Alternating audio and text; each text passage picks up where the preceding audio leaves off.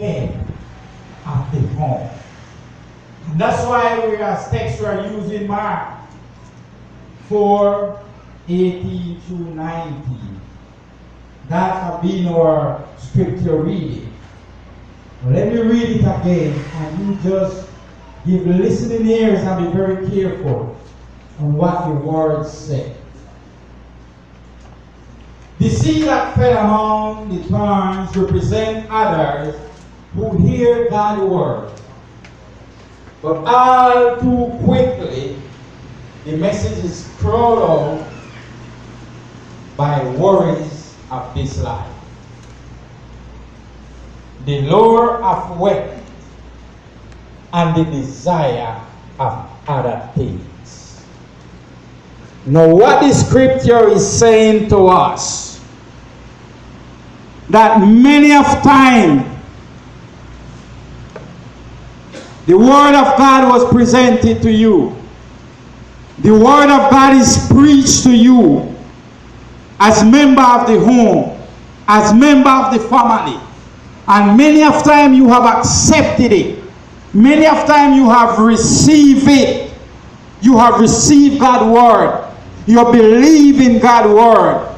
You accept, as how majority said that you accept this morning that God is great. But nonetheless, as quick as possible, Satan come around with a lot of distraction. The Bible says he come around with worries that pull away your attention from God. He said he come around the desire for wealth, the desire for riches, that pull away your distraction, distract you totally, pull away your focus, pull away your attention from God. And he talk about the desire of other things. And other things mean plenty things. Now we have to understand that distraction is anything at all that you permit to come into your life and take away your focus from God himself. Anything at all. It can be good things as well as it can be bad things. Many times there are good things that come about in our life and we permit it to become a distraction. Many times your car can be a distraction. Your house can be a distraction. Many times a movie can be a distraction. Sport, your hobby, can become a distraction. Your talent can become a distraction. Even your spiritual gift, at times you can permit it to become a distraction in your life.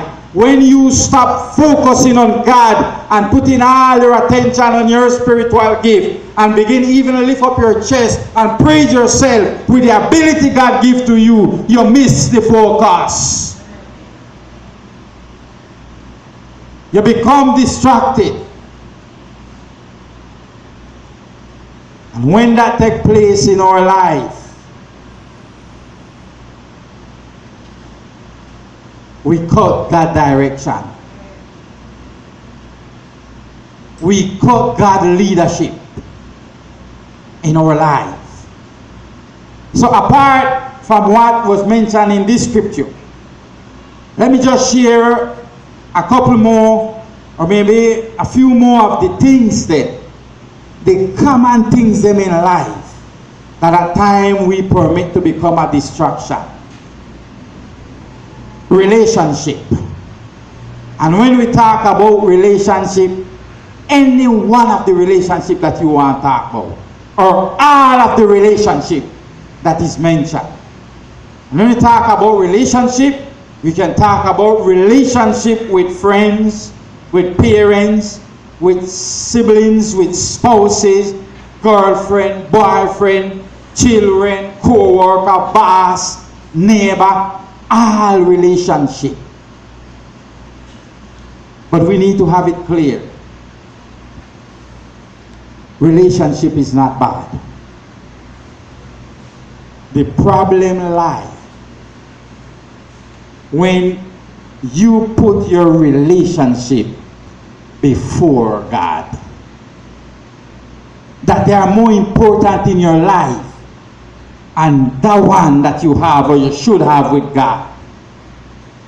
When your relationship begin interfering with your walk with God, you have a serious problem. No matter what type of relationship you are dealing with. If it is your wife, if it is your husband, but it begin creating a distance between you and God, a problem with your walk with God, something is wrong. Something is wrong with that relationship. And when our relationship become, as we said, more important in our life, and God, we annul God's direction. The next thing that we can talk about is money and possession. And the Bible make it clear, and even in the scripture, he said it become one of the things that pull us away from our relationship with God. Wealth, money. The Bible says when you're getting love and money, now you have a fabrica problem. And you open door for sin. Because what the Bible said, the love of money is what? Root of all evil. The root, the origin of all sin and problem in our life. Now money was made perfectly to satisfy our need. Money was made to serve us. But when you turn the wheel around and you begin serving money, when you fall in love of it and you begin serving it, you lose focus from God. It distracts you and you stop seeing God altogether and you just begin seeing in God we trust. Around pesos. When money become your master, you do all type of ugly thing. Even in your job, you're a most dedicated Christian, and the opportunity come when one of your friends or even the boss say, I need to do this with me, and you will have this. Believe me, if you're serving the money, you will forget all about your Christianity and you're going to haul for it. You're going to grab onto it because it's your master. It's what you are serving. It's where you have your trust. It's where you have your belief. Matthew said, chapter 6, 19 through the 21, it said, don't store up treasure here on earth, where moths eat them and rust destroy them, and where thieves break in and steal. Store your treasure in heaven, where moths and rust cannot destroy, and thieves do not break in and steal. Wherever your treasure is, here the desire of your heart will also be.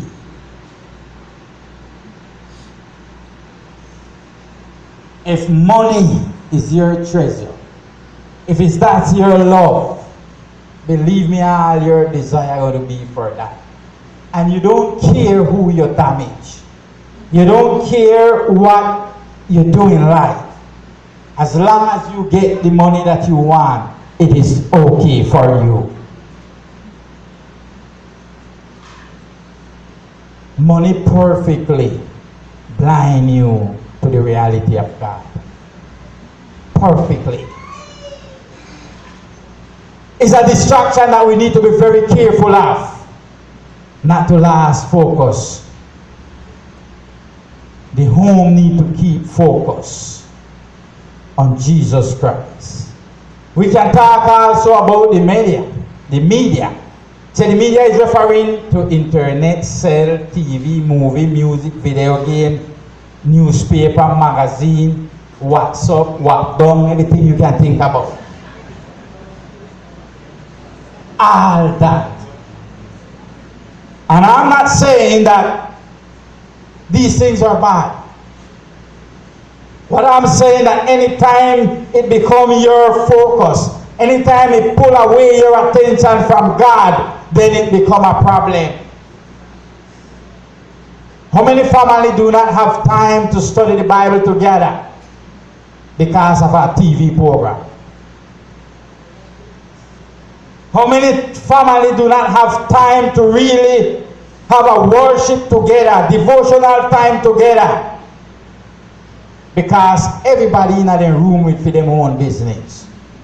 Who not on TV, on cell, or on the computer, but everybody busy and distracted with something else. And no time to come together. God is out of your focus. Because these things, the media, really occupy and pull away God from you. How many of you do not attend to worship service? And especially on Thursday night. How many of you do not go to prayer service? Because the best and the sweetest novella is that same hours. And this is for some of the young people that are here saying that one of the best novella that they are getting, I don't remember the name. But you can't get them to come on Thursday night prayer meeting because the best novel is on the air. A lot of distraction. You do not get people to go to a moment of retreat and fasting. 3 days old, not to see my picture is a problem. It distracts and it moves away our attention from God. And when that begins taking place in the home, it cut the blessing from the home. Another thing that commonly happen is the routine of life. Your homework, your food, preparing food, sleep, diversion, sport. You are so engaged in all of these routines that you exclude God out of your routine. And everything else. I can't get practice in time to the choir because I have to wash. I always late to the church activity because I have to be doing something at home. We never say yet. Just wait this day, I'm going to leave it. When I come back from my church activity, then I will take it back up. No. You prefer done it. And when you finish, you say, well, I'm so tired, better I just lay down. And I go nowhere. God is out of your focus.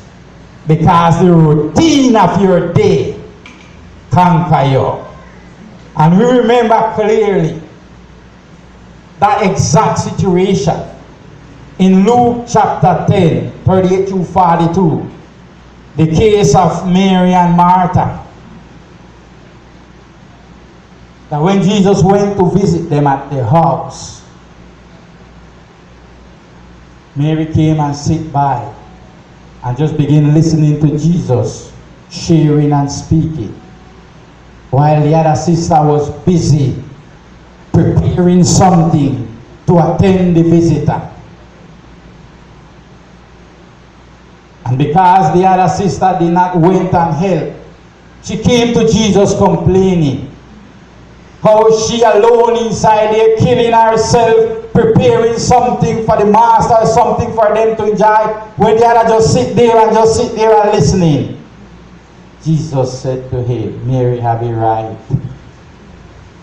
the only thing important in life is exactly what I am giving to her. And she chose that. You know where I see this take place so many of time? By a setup. Normally you go to a setup to have a prayer service with the family the morning one. And believe me, you have the prayer service just for the people from the church that went there. Because the family that you went there to have the prayer meeting with and to encourage them and share God's words to build them up, they are busy preparing sandwich, preparing juice, preparing tea. They are busy doing everything else besides to come and sit down and listen. The focus is not on God. The routine of life, many of time. The routine of life. Even many of time, the animal that you are raising get more attention from you or what God. You are faithful to make sure every day you get there to water them, to change them from place to place and whatsoever. But you are not that faithful with God in attending the services them and whatsoever have to do with God's word. You are not that attentive. The routine of life, many of time, we may take that first place in our life and we show Jesus outside the family. Let's think at our work, your job. That this is one of the most dangerous one. It becomes more important for you and what God, your relationship with God, with Jesus himself. And how can you know when time that job is more important for you and your relationship with God? Simple as this. And listen to this relation between the different attitude. Your attitude towards your work and your attitude towards God's service, towards the church. When to go to work, you are well dressed, you are well set, and from any distance they smell the perfume. But when to come to church, the first thing your hand catches that way you put on. And you are not that worried to go dressed, well set. During the week, you go 5 or 6 days, if not the 7th day of the week to work. But 3 services for the week and you mainly come to 1, if you come. But you go 7 days without miss to work. And just 3 days to a service. And you might be saying that they are get me money if you live off. Fool yourself. Fool yourself. God is the one who provided for you. And he is the one you should be more attentive to. Because anytime God ready, God just close the door on you. Amen. But we give honor to the job. And God stay one side. You arrive early because you're afraid to your job. But when it's to come to church, you arrive 40 minutes late and you don't care. You don't care. If you have a little fresh cold, you make sure you grab a handkerchief and you go on that shore. But when time for church, I got fresh cold and I can't go. And you remain home.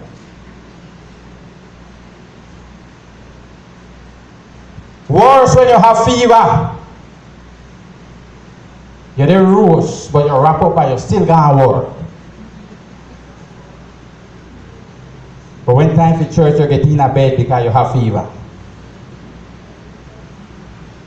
It raining, you find one umbrella, you find something to put on. If I even that time piece of cardboard, you just put over your head. Funny thing. I see people put piece of cardboard over their head, and every next part of them wet up, but they still go on. And they need to get to work. But when you come for church, even they only have to run out of the house to get in at the bus. It's raining and I can't go to church. The day is hot, but you still go to church. You still go work no matter how you sweat. When time for church, you make sure you come the last minute, then you don't spend too much time in the place, it's too hot. When you are depressed, you still go work. You fight with your wife or your husband, you still go work. You fight with your children, then you still go work. But anytime you're depressed, you fight with your husband or your wife, you fight with your children, then you don't go to church. I'm not in the best mood, so better I just stay home. That is to show what is more important in your life. You wake up one morning and you don't have a peso to pay your fare to go to work, but you get out the road and you're just doing your fingers so. You hustle a hop, but you make sure you get work. But the moment when Sunday morning you wake up and you don't have nothing to pay a fare, you just hang back in your house. I don't have no money, I can't go to church this morning. When you have a commitment, you have something to do, you always say, I will do it after I come from work. But when you come in line with the church, after I don't do what I have to do, I will go to church. That is when your job is more important in your life and God. Your job hits away your focus from God. And make you last or lose the amount of blessing that God has for you. And the last thing I want to talk about is yourself. The Bible talk about, and the Bible tells us that we possess a sinful nature. And our desire is always to satisfy our flesh in such a way that we find ourselves giving more attention, giving more to satisfy our flesh and what to satisfy our spirit. And the things of the spirit seems for later, while you look about the things of the flesh. There is too many things that are distracting us today from our focus to God Himself. And that's the reason why so many times our home is how it is. Because we lost the focus. We take sight of the captain and we place it on ourselves or many other things. We need to look back. Keep the focus. When Peter was traveling or walking on the water back, going to Jesus, everything was wonderful. Marvelously walking on the water, the Bible said. He was looking directly in the eye of Jesus Christ. But suddenly, taking sight from there and put it down in the ocean. And what was the result? He went to the bottom and began hollering for help. Save me, I'm drowning. Many of us need to be saved this morning. Many of us need to be saved from the distraction that are keeping us away from our focus on Jesus Christ. And have our family sinking, going down. Peter was wise enough that when he find himself going down, he holler out for help to Jesus Christ. But many of us today, we're going right down and we don't call. we continue going down, down, down. When it's too late, and when we want to call, but it's too late. Family, we need to get back to Jesus Christ. I say it here from the pulpit already, and I will say it again. There is no other solution to our social problem that we are living in the island. There is no other solution to the gangs there, to the drugs, runner and consumer. Police are not the solution. Jail are not the solution. Law are not the solution. There is only one solution, and it's to get back Jesus in the family. When you have Jesus there, things will be different. People with Jesus Christ, the home with Jesus Christ, walk different, do things different, they smell different, they see things in a different way, because Jesus is there.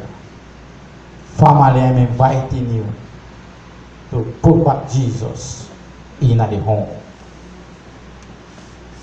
Put him back there. When you put him out, all the problem begin. Where is Jesus in regards to your family? Let's stand everywhere, please.